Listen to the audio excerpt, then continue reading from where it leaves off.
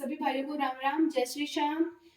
तो आज हम फिर से आ चुके हैं आपके लिए एक नई वीडियो लेके। कल की वीडियो आपने देखी होगी एकीकरण वाली, तो अपन ने वो वीडियो मतलब बिल्कुल शॉर्ट में देखा था सातों चरण, और आज हम एक एक करके एक एक चरण को देखेंगे पूरी डिटेल से। स्टार्टिंग से लास्ट तक बने रहिएगा मेरे साथ में, अच्छे से समझ में आएगा। तो देखते हैं एकीकरण का पहला चरण।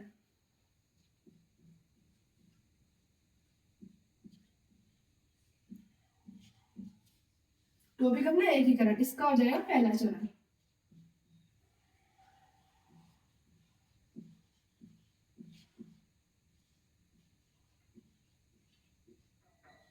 कब हुआ था ये? यह होता अपना 18 मार्च 1948 को।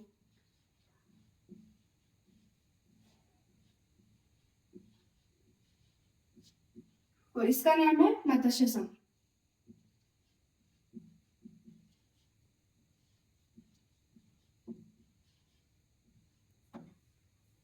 और जो इसके अंदर पहला चरण था ना, उसके अंदर 4 रियासतें थी। तो वो अपन एबीसीडी के 4 अक्षर है ना स्टार्टिंग वाले, उनके माध्यम से आपको याद करवाने की कोशिश करती हूँ और आपको बहुत अच्छे से याद रहेगा। तो देखते हैं रियासतें।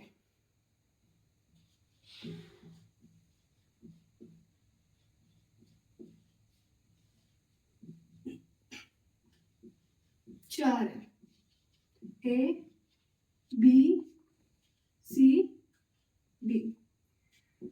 तो शॉर्ट में अब इनको देखते हैं। ए से हो जाएगा अपना अलवर,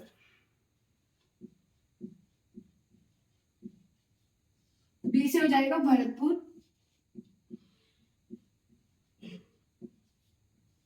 सी से हो जाएगा सीकर, और डी से हो जाएगा धौलपुर।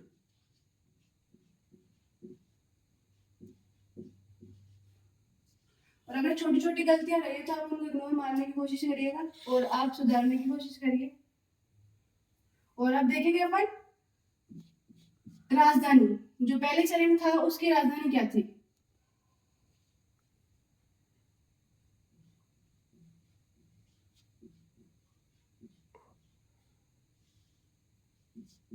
राजधानी थी इसकी अलवर।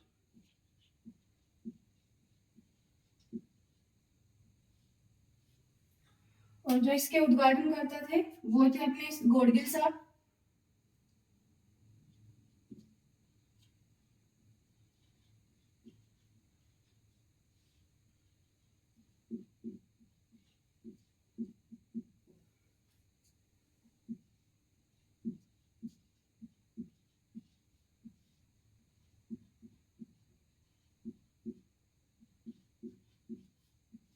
उद्घाटन करता थे नरहरि गोडगिल, ठीक है। और सिफारिश करता थे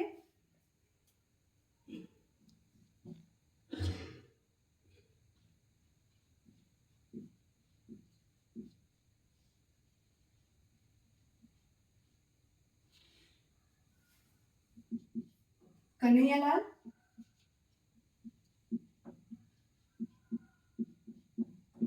कन्हैयालाल और माणिक्यलाल। माणिक्य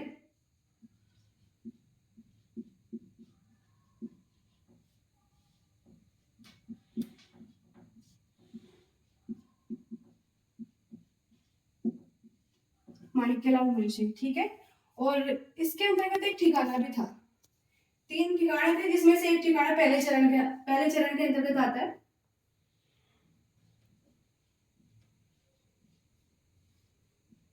ठिकाना था निमराना।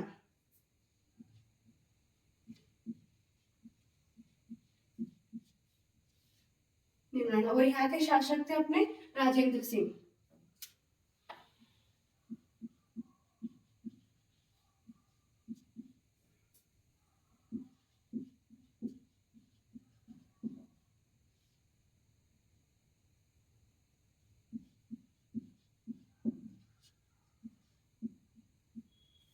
राजेंद्र सिंह मतलब यहाँ ठिकाना था निमराना, जहाँ के शासक थे अपने राजेंद्र सिंह, ठीक है।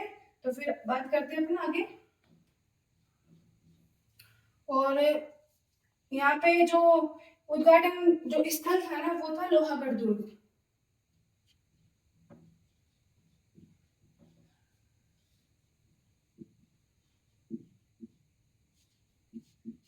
स्थल था लोहागढ़ दुर्ग।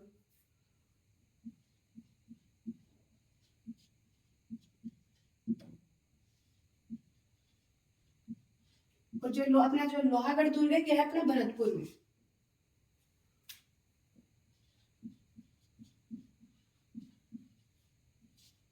ठीक है। और जो अब इसकी जो पहला चरण था उसमें जो जनसंख्या थी ना वो थी 18 लाख।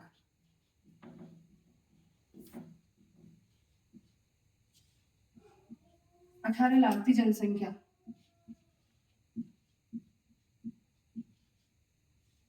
और जो वार्षिक आय थी वो थी अपनी 1 करोड़ 84 लाख।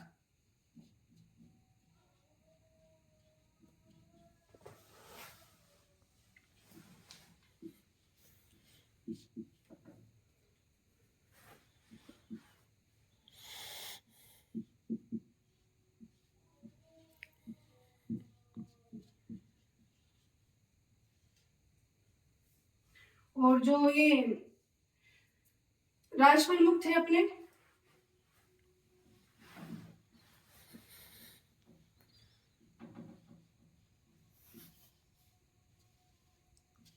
वो थे अपने उदयभान सिंह।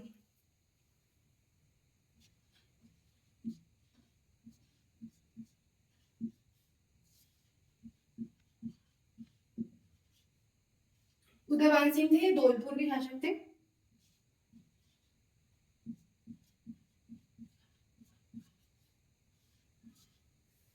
और जो उपराष्ट्र प्रमुख थे वो थे गणेश देवपाल।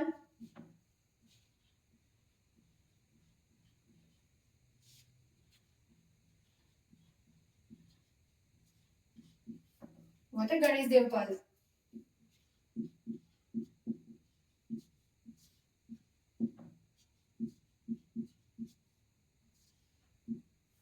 ठीक है, ये थे अपने सीकर के थे,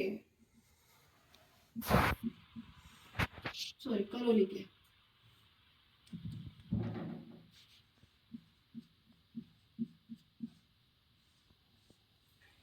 और जो राष्ट्र प्रधानमंत्री अपने पहले चरण में प्रधानमंत्री थे शोभाराम कुमावत।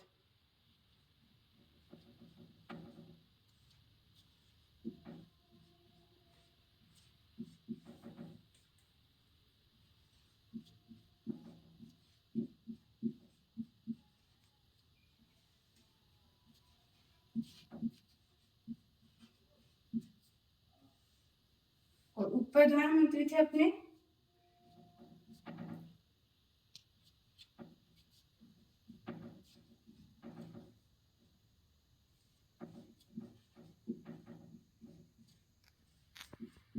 जुगल किशोर चतुर्वेदी।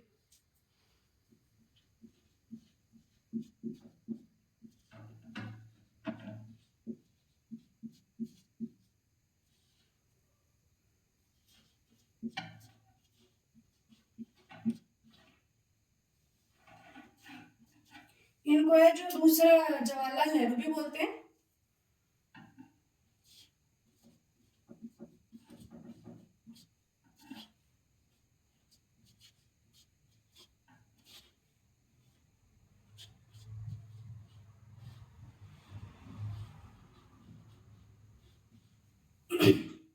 ठीक है, ये अपने जो मैन थे वो आ गए। अब अपन थोड़ा सा देख लेते हैं ऊपर की चीजें। तो मैं इधर लिख रही हूँ, साइड में आप देख लेना कि जगह नहीं है बोर्ड पे। तो इधर लिखते हैं।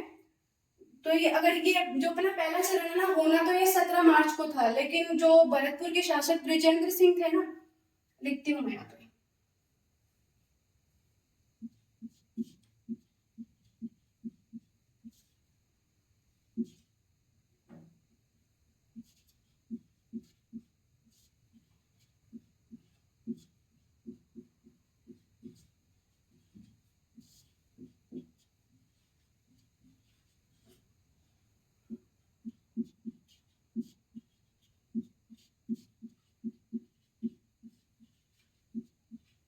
परंतु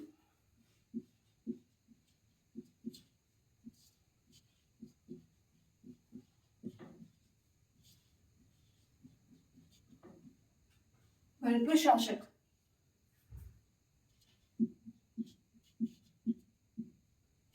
बृजेंद्र सिंह है ये। भरतपुर के शासक थे बृजेंद्र सिंह। इसके जो छोटे भाई थे ना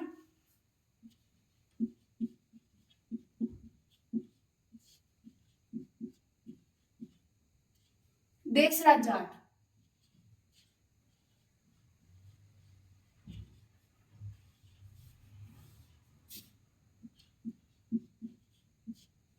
इन्होंने इस चरण का विरोध किया था।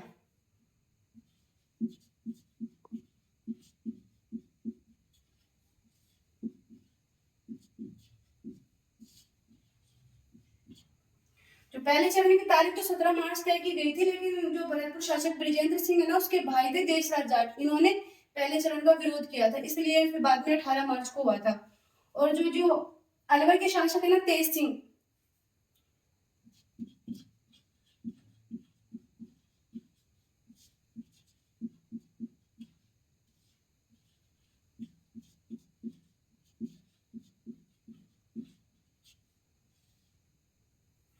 इनका नाम महात्मा गांधी हत्याकांड के अंतर्गत आता है।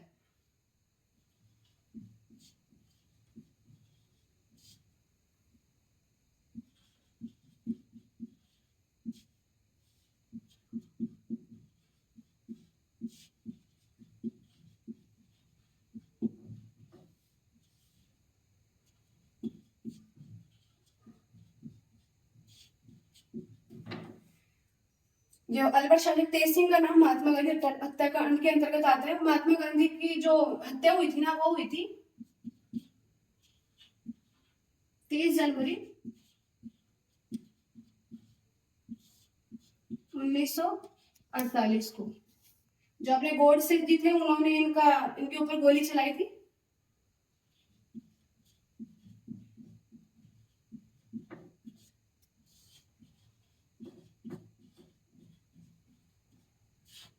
इसलिए 30 जनवरी को मनाया जाता है शहीद दिवस।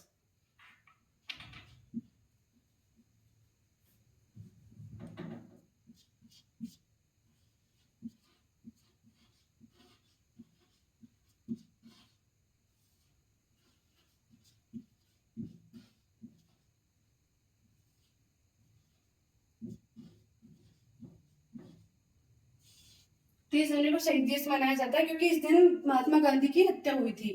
तो अब आप मेरे साथ एक बार ये वापस से रिवीजन मान लीजिए इसका, तो आपको भी अच्छे से याद हो जाएगा। एकीकरण का अपन पहला चरण लिए आज के इस पार्ट के अंदर। तो एकीकरण का पहला चरण होता है 18 मार्च 1948 को, जिसको बोलते हैं मत्स्य संघ। ठीक है, इसमें रियासतें थी, 4 रियासतें शामिल थी इसके अंदर। तो अपन ए बी सी डी के माध्यम से जानेंगे। ए से हो जाएगा अलवर, बी से भरतपुर, सी से सीकर और डी से धौलपुर। और इसकी जो राजधानी थी ना, पहले अलवर को बनाया गया था। अलवर थी इसकी राजधानी, और उद्घाटन करता थे नरहरि गौडगिल। जो नरहरि गौडगिल थे ना, वो इसके उद्घाटन करता थे। और जो इसकी सिफारिश की थी ना, सिफारिश करता, वो थे कन्हैयालाल और माणिक्यलाल मुंशी। और ठिकाना था इसके अंतर्गत निमराना ठिकाना, जहाँ के शासक थे राजेंद्र सिंह। और उद्घाटन स्थल था जहाँ पे इसका उद्घाटन हुआ था, वो था लोहागढ़ दुर्ग में। जो अपना लोहागढ़ दुर्ग है, भरतपुर के अंतर्गत आता है। और जहाँ की जनसंख्या थी 18 लाख, और यहाँ की वार्षिक आय थी 1,84,00,000। और जो राजप्रमुख थे यहाँ के, वो थे उदयभान सिंह। उदयभान सिंह जी को आप ऐसे याद रखो, धौलपुर के अंदर सूर्य सबसे पहले उगता है। तो उदय कहाँ होता है? धौलपुर में सबसे पहले। तो आप उस तरीके से याद रख सकते हो। और जो उपराष्ट्र प्रमुख थे, वो थे गणेश देवपाल जी, जो कि करौली के शासक थे। और जो अपने इस पहले चरण के अंतर्गत जो प्रधानमंत्री थे, वो थे शोभाराम कुमावत।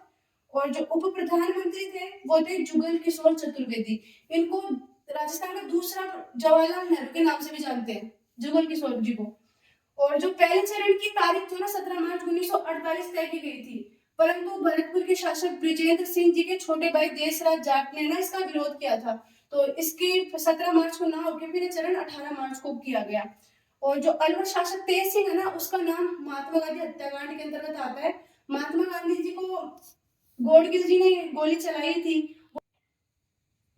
पहले चरण की तारीख 17 मार्च 1948 तय की गई थी, परंतु भरतपुर के शासक ब्रिजेंद्र सिंह के छोटे भाई जो देशराज जाट थे ना, उन्होंने इनका विरोध किया था इस चरण का। तो इसलिए 18 मार्च को वापिस से किया गया। और अलवर के शासक तेज सिंह का नाम है ना, जो महात्मा गांधी हत्याकांड के अंतर्गत आता है। तो महात्मा गांधी को गोडसे ने गोली से मारा था, और 30 जनवरी को उनकी हत्या हुई थी। तो इसलिए 30 जनवरी को शहीद दिवस मनाया जाता है। और जो महात्मा, यहाँ पे जगह नहीं है, मैं आपको बोल के बता रही हूँ। जो महात्मा गांधी का जो समाधि स्थल है ना, वो है अपना राजघाट, जो कि दिल्ली में है। और जो इनके समाधि स्थल पर है ना, हे राम लिखा हुआ है। चलो मैं इधर लिख देती हूँ साइड के अंतर्गत, आप देख लेना।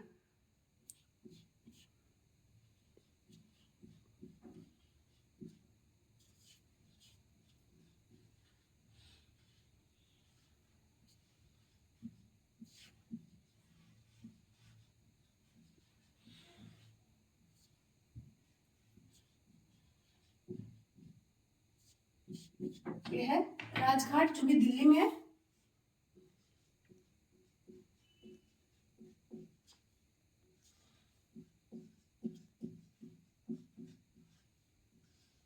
और जो इनकी समाधि है उस पे लिखा हुआ है हे राम।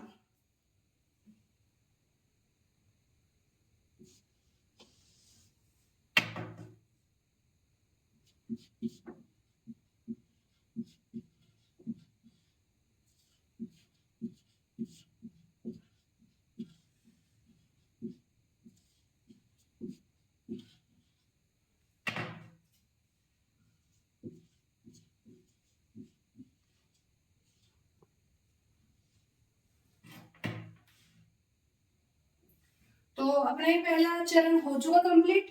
तो अगर आप, मैं सोचती हूँ आपको समझ में आया होगा, और अगर समझ में आया हो तो आप इसको लाइक करना, चैनल को सब्सक्राइब करना, मैंने मेरा बेस्ट दिया है। और अगर कुछ भी समझ नहीं आ रहा हो तो आप कमेंट में लिख कर सवाल भेज सकते हो, उसका रिप्लाई मैं आपको अगली वीडियो में दे दूंगी। धन्यवाद।